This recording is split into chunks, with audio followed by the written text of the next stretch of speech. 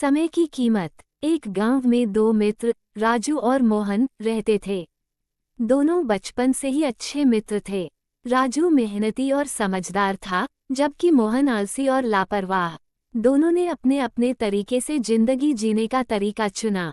एक दिन गांव के मुखिया ने घोषणा की कि गांव के बाहर एक सुनहरे खजाने की खोज की गई है। खजाना पाने के लिए सबको सुबह 6 बजे नदी के किनारे जमा होना था। ये खबर सुनकर दोनों मित्र बहुत उत्साहित हुए। राजू ने सोचा, मुझे समय पर पहुंचकर खजाना ढूंढना चाहिए। वह तुरंत अपनी तैयारी में जुट गया। उसने अपनी घड़ी को ठीक किया, अलार्म सेट किया और सोने चला गया। दूसरी ओर मोहन ने सोचा, अभी तो बहुत समय है, मैं बाद में तैयारी कर लूंगा। वह दोस्तों के साथ खेलता रहा और रात को देर से सोया। सुबह होते ही राजू का अलार्म बजा। वह जल्दी उठा, तैयार हुआ और समय पर नदी के किनारे पहुंच गया। वहां पहले से ही बहुत सारे लोग इकट्ठे हो चुके थे, लेकिन राजू ने समय रहते खजाना खोज लिया। उसके हाथ में चमचमाता सोना था और उसके चेहरे पर खुशी की चमक। अब आइए मोहन की कहानी पर ध्यान दें। मोहन का अलार्म बजा, लेकिन वह बार बार उसे बंद करता रहा और सोता रहा।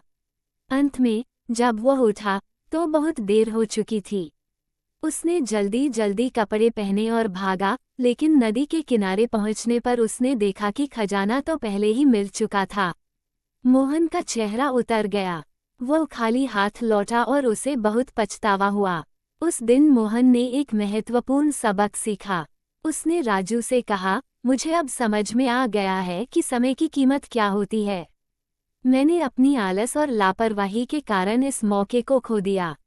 अब मैं कभी भी समय की बर्बादी नहीं करूंगा। राजू ने मोहन को दिलासा देते हुए कहा, यह अच्छी बात है कि तुमने अपनी गलती से सीखा। समय की कद्र करना बहुत जरूरी है, क्योंकि समय कभी लौटकर नहीं आता। उस दिन के बाद मोहन ने अपने जीवन को बदल लिया। वह भी राजू की तरह मेहनती और समझदार बन गया। उसने समय की कद्र करनी सीखी और हर काम समय पर करने लगा। धीरे धीरे उसकी जिंदगी भी खुशहाल हो गई। इस कहानी से हमें ये सीख मिलती है कि समय की कद्र करनी चाहिए। समय पर किया गया काम ही हमें सफलता दिलाता है। समय कभी किसी के लिए नहीं रुकता, इसलिए हमें इसे व्यर्थ नहीं गंवाना चाहिए।